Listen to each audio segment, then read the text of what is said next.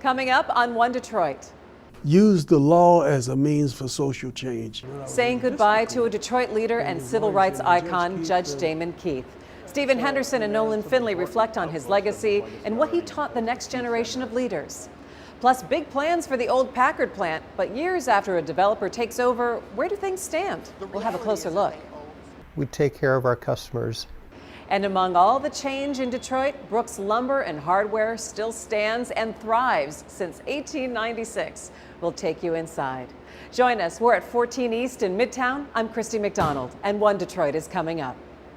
MASCO Corporation is proud to manufacture innovative and environmentally friendly products for the home. Delta faucets, craft-made in Merillat cabinets, and Behr brand paints have all been designed with you in mind. MASCO and its family of companies, serving Michigan communities since 1929. Support also provided by the W.K. Kellogg Foundation, a partner with communities where children come first. The Cynthia and Edsel Ford Fund for Journalism at Detroit Public TV. The John S. and James L. Knight Foundation, the Detroit Journalism Engagement Fund, and by... I have a question. Who wants to go first? To win? Who wants to grow our business? Who wants to make more money? Who wants more job opportunities? If you want Michigan to compete and become a top 10 state, raise your hand. Together, we've turned Michigan around and started moving forward. Now help us build a stronger Michigan than ever. Raise your hand at strongermichigan.com. How does diversity bring energy to us all? At DTE Energy, we believe that it's the contributions of all that build great communities. As a company, we grow stronger by welcoming the unique perspectives of everyone. As community members, we support our state's broad culture and heritage. From working closely with women and minority-owned suppliers to embracing our local cultures, DTE Energy is powering diversity. The DTE Energy Foundation is a proud sponsor of Detroit Public Television. For nearly 100 years, Ally has been a part of Detroit, and we give back by volunteering and donating in our community. We have a commitment to diversity and increasing economic mobility in our hometown. At Ally, we're dedicated to doing it right every single day. And viewers like you. Thank you.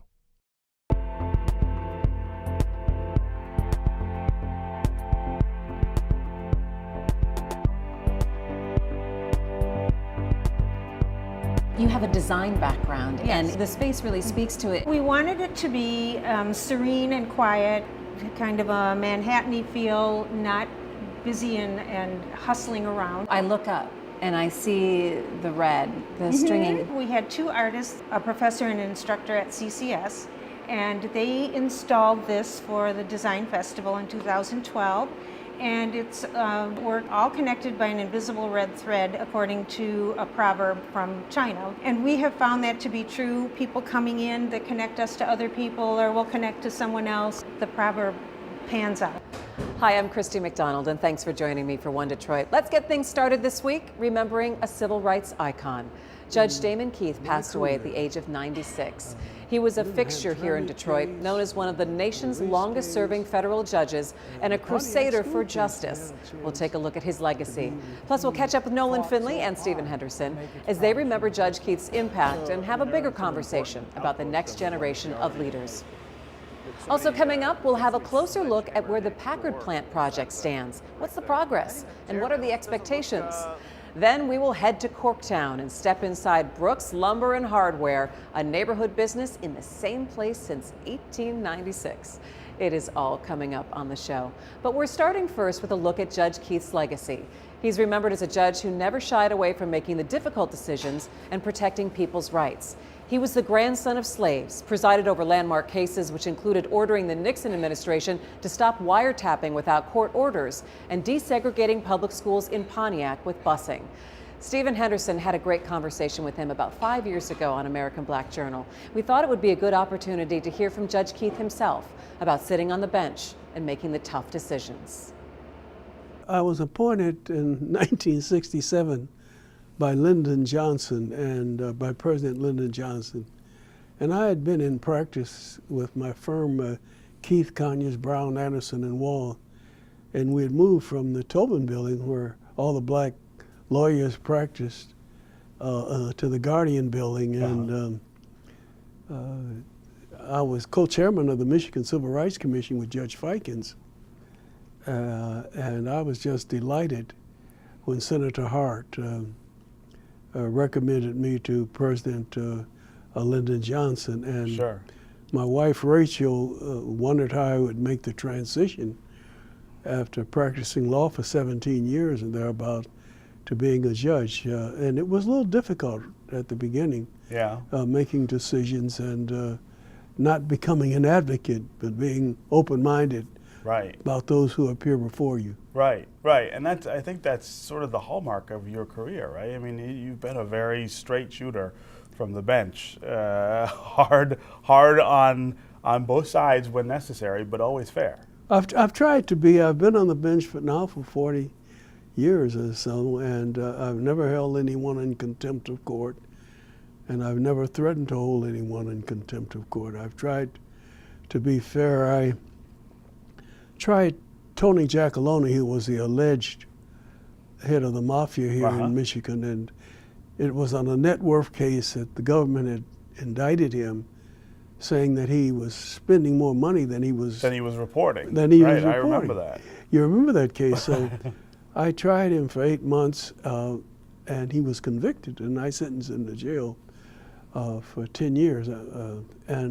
But the interesting thing there was, well, there were a lot of interesting things, but they asked some of the jurors, how difficult was it for you to find Tony Giacalone guilty of these charges? And to my amazement, it's in the paper that they said we tried to be as fair the 8 months trial as Judge Keith was in making our decisions. So that made me feel good. But they picked up on how fair you were being. Yeah, because the judge really sets the tone, Steve, of a trial. Right, right.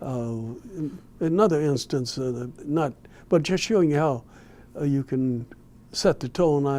I was trying a very radical man when I was on the district court, and his lawyer said, "Now, Judge Keith, this man will not stand up when they say, 'Hear ye, hear, the court's in session.' And he won't stand up when you're in it." I said, "We don't have any confrontation. Let him stay out in the hall, and we'll come out and start." He can come in when. Yeah, and then before we take a recess, let him go out. I said, "We don't have to have a confrontation." Right, right. And that's the way it was. Yeah, and yet the title of your book calls you a crusader, and that's one of the things that you're very comfortable with that word, right? Yeah, yes, I am. Steve, I went to Howard University Law School and had a chance to be with Charlie Houston and Thurgood Marshall, Spotswood Robinson, and other great advocates. And Thurgood used to tell us, the white man wrote those words, equal justice under law. Right. When you leave this law school, I want you to make him live up to those things. Use the law as a means for social change. Right. And in my career, I have tried to do that, to try to balance the scales of justice. Well, let's bring in Nolan Finley, the editorial page editor of the Detroit News, and Stephen Henderson of WDET and American Black Journal. Hey guys, the news of Judge Keith's passing, I mean, and to see the tributes that have come out from around the country really has been amazing to see. Yeah. I mean, this was somebody whose incredible courage and unswerving commitment to the idea of civil rights for everybody, but especially for African Americans, was just, I mean, recognized everywhere. And he was one of the most decent men you would ever meet. I mean, even if he really vehemently disagreed with you, Judge Keith could find a way to find commonality to be able to talk with you about things, or to make you not feel less than him in any context. And I think that's a lot of what you're hearing from people now, is sort of reflecting that feeling that he had. It's not just the things that he did, it's the way he did them. You know, I've had 2 nicknames in my life. My dad called me Pete for reasons I still don't know. No, all my life though. And Judge Keith called me Bubba. I had written a column when I first came into this job in 2000, it was the tail end of the Clinton administration, wrote a column about Bill Clinton and why people forgave him so much. And I said, it was because he's a Bubba. And everybody's got one in their family and everybody loves him. And he called me right away and said, I'm a Bubba. And from there on, anytime he'd call, he'd say, hey, Bubba, it's Judge Bubba. And he never called me anything else. I mean, it was just that sort of guy who could connect with you. And, you know, I talked to him last week after John Woolman, our publisher, died. He called in and very expressing his sympathy and his, you know, his talking about his friendship with John. I mean, he was just a guy who connected with everyone. You know, I think it's interesting too, and you talk about some of the cases that he handled, landmark cases that he handled, but then, you know, really his home here in the city of Detroit. Stephen, how would you kind of describe what he has meant to the city in terms of setting that bar? Both of you have talked about leadership. Yeah, so whenever I would see Judge Keith, he would always bring up his relationship with my grandfather, William Beckham Sr., who was a UAW official. And he would tell me these stories about the work that they did together in the early 60s, the late 50s, early 60s, all the way through the 60s, sort of setting the table, I guess, is what you would say, for that next generation of African Americans. I mean, they grew up in a time in this city when there weren't opportunities for black people to do the things that you see them doing now. They grew up at a time when there were all kinds of barriers, and he was always telling me about how important it was that I was here in the city, and that those of us who are other descendants of those folks are here, sort of taking advantage of all of those things now. Like, my life in the city as an African American man in this century is shaped in a lot of ways by the things that Judge Keith and my grandfather and John Conyers and all kinds of other folks who were here in that time, the things that they did, the way that they responded to the '67 uprising. He would talk about that all the time, getting seats at the table for people to make things better.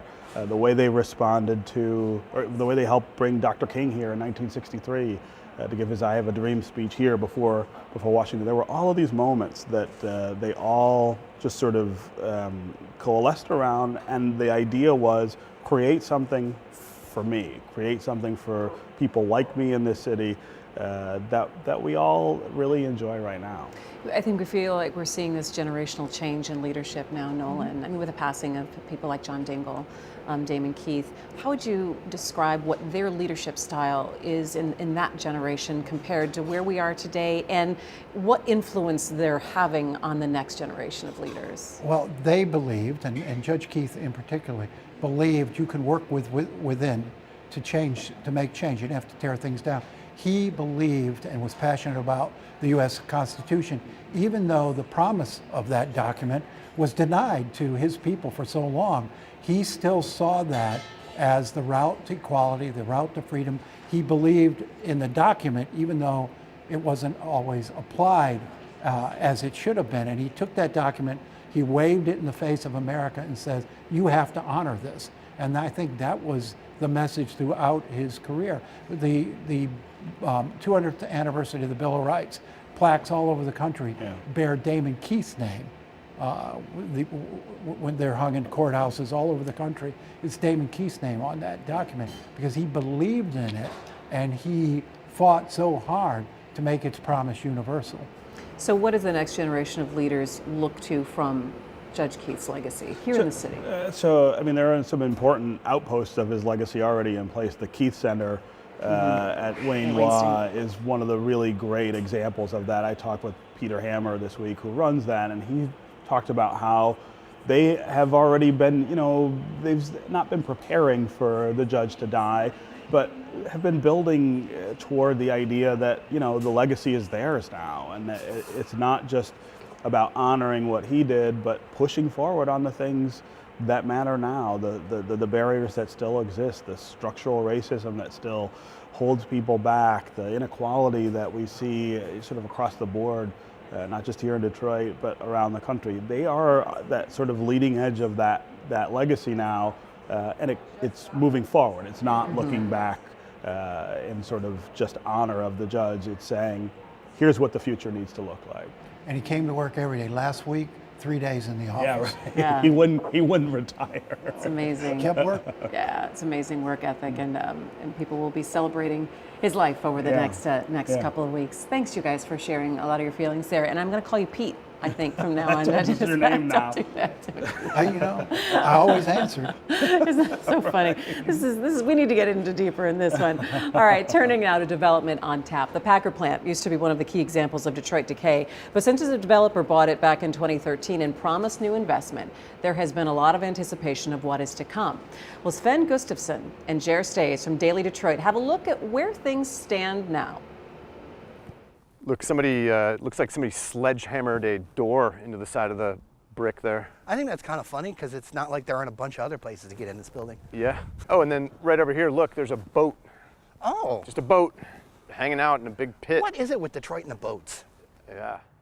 Detroit's Packard Plant made news in January when the pedestrian bridge that connected the main north and south complexes collapsed onto East Grand Boulevard. Damage from the weather most likely caused the bridge to fall. The city of Detroit owns the building on one side of the bridge, while the other is owned by Art Express, the company run by Peruvian developer Fernando Palazuelo. That led us at Daily Detroit to look more closely at what's going on at one of the city's most notorious symbols of decline. Our exclusive reporting started with that bridge collapse into East Grand Boulevard that just crumbled into the street. What'd you find out after that?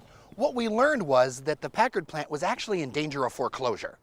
The reality is they owe somewhere around $185,000 in unpaid drainage bills. And how do we know this? Through a Freedom of Information Act request that we did with the Detroit Water and Sewage Department, we were able to match that with property records and find out that there has not been anything paid on those for, years. So, Jared, let me get this straight. This guy's probably using next to no water here, but yet he might be losing these buildings over unpaid water bills? So in the city of Detroit, you have to pay a drainage charge for all the impervious surfaces that you have on your property. So think parking lots, think roofs, and this is all concrete and roofs. So in other words, where water runs off instead of trickling into the groundwater. And the key there is that the city has to pay for that. All that sewage, that costs money to treat before it goes back out into the water system. The lawyer for Art Express told Daily Detroit they intend to take care of the bills, but we haven't heard from him lately. The plant has a fascinating history dating back to 1903, designed by renowned architect Albert Kahn. At one time, the Packard Motor Car Company was a leading manufacturer of luxury automobiles. After World War II, consumers came to see Packard as having lost its flair. Cadillac surpassed Packard, which found its lineup of upscale vehicles a poor fit for a growing middle class. By the 1960s, Packard was no more. What about its more recent history then? There is this idea, especially online, that it sat vacant for years, but in fact, it served as an industrial park for many companies for decades, all the way up into the 1990s, until there was a contentious battle between the city and its owners at the time. And eventually, its owners got locked up for selling drugs. And man, back in those days, there were some big raves in this place.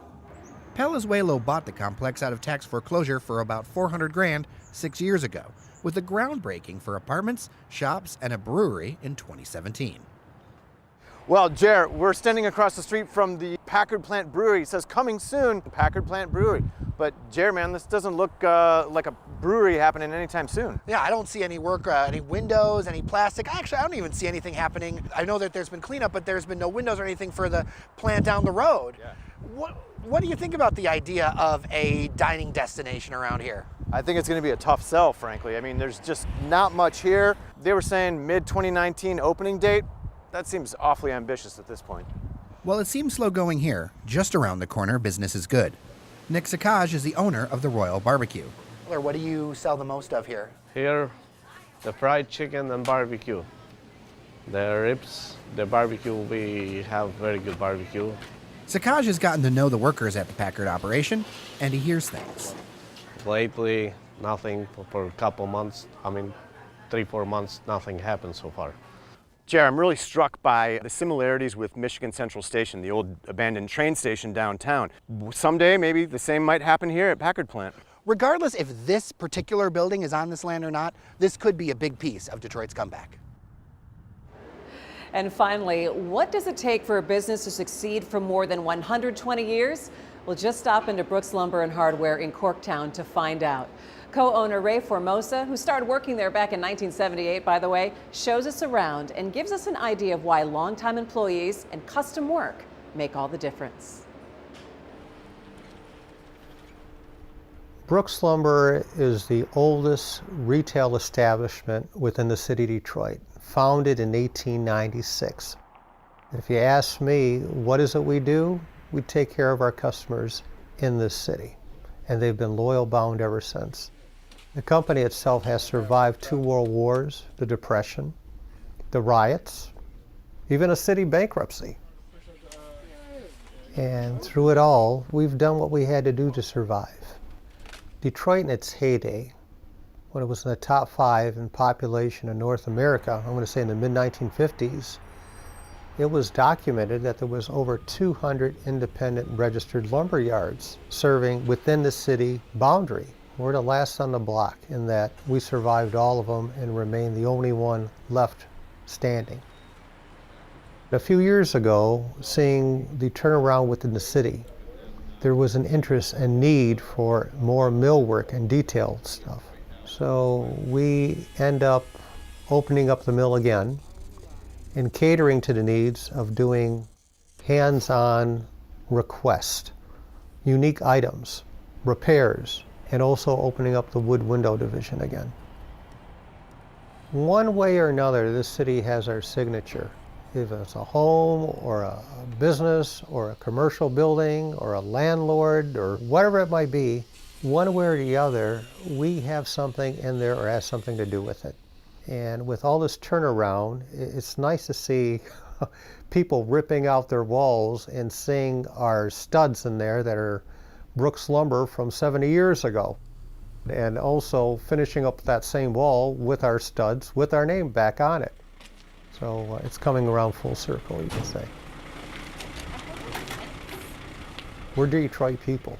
I was born and raised here, and this is our home. And we want to take care of the people that live in our home. So plain and simple, if we don't have it, we're going to get it for you one way or the other. If it exists, we will. And we will continue to do that as long as I'm running the show. I can see us being of value to the local people, the new people that are going to be coming in. So hopefully they'll see that versus going out to the suburbs. We can accommodate pretty much anyone's needs within a 20-mile radius. So that's really going to help out. And we're watching it change right in front of our eyes. We're watching the traffic increase. We're seeing a lot of new customers. They have closed a couple of hardwares not too far from us. So a lot of new people are coming in, and they tend to like it here. So I think it's going to work out. And what I'm seeing now is back to, little by little, a resurgence, new life. We're seeing new condominiums being built, particularly on the site where Tiger Stadium used to be, with small retail on the first ground level and apartments above. And behind them, some townhouses that are going to be built along the side, along Trumbull, as well as up to the Lodge Freeway behind the cab company. So we're seeing now a population that's returning on ground that once was. And we're seeing patrons now coming in for just simple needs. And the uniqueness of, you're not just a number, you're a person. We build relationships. I'm right there, right down the street from Nancy's Whiskey. There are certain things, if you're doing something well and it's not broke, don't change it. And I still feel that the old school one-on-one connection with people is still the best way to do it. And until that can be proven otherwise, we're going to continue to do what we do and excel with, but also latch on to whatever can help the needs of this city as well. Time will tell, but we plan to be around.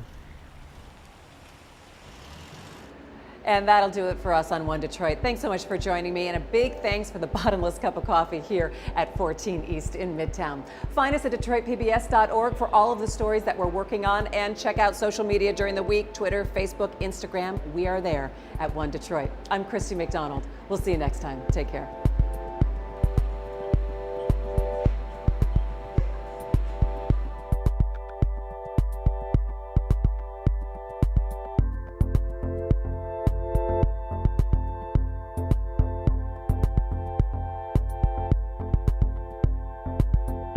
MASCO Corporation is proud to manufacture innovative and environmentally friendly products for the home. Delta faucets, Craft-made in Merillat cabinets, and Behr brand paints have all been designed with you in mind. MASCO and its family of companies, serving Michigan communities since 1929. Support also provided by the KELLOGG Foundation, a partner with communities where children come first. The Cynthia and Edsel Ford Fund for Journalism at Detroit Public TV. The John S. and James L. Knight Foundation. The Detroit Journalism Engagement Fund. And by I have a question. Who wants to go first? To win? Who wants to grow our business? Who wants to make more money? Who wants more job opportunities? If you want Michigan to compete and become a top 10 state, raise your hand. Together, we've turned Michigan around and started moving forward. Now help us build a stronger Michigan than ever. Raise your hand at strongermichigan.com. How does diversity bring energy to us all? At DTE Energy, we believe that it's the contributions of all that build great communities. As a company, we grow stronger by welcoming the unique perspectives of everyone. As community members, we support our state's broad culture and heritage. From working closely with women and minority-owned suppliers to embracing our local cultures, DTE Energy is powering diversity. The DTE Energy Foundation is a proud sponsor of Detroit Public Television. For nearly 100 years, Ally has been a part of Detroit, and we give back by volunteering and donating in our community. We have a commitment to diversity and increasing economic mobility in our hometown. At Ally, we're dedicated to doing it right every single day. And viewers like you. Thank you.